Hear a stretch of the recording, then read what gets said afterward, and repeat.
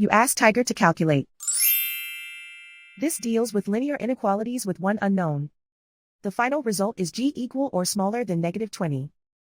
Let's solve it step by step. Move the negative sign from the denominator to the numerator.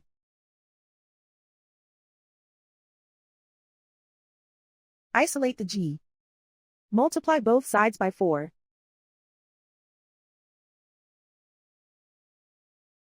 Group like terms.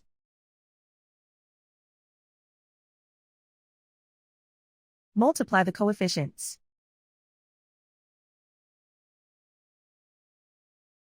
Simplify the arithmetic.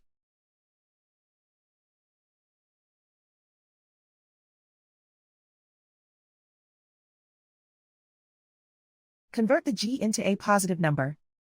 Multiply both sides by -1. Whenever you multiply or divide by a negative, reverse the inequality sign.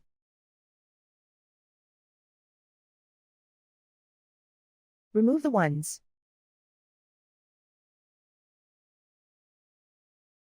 Simplify the arithmetic.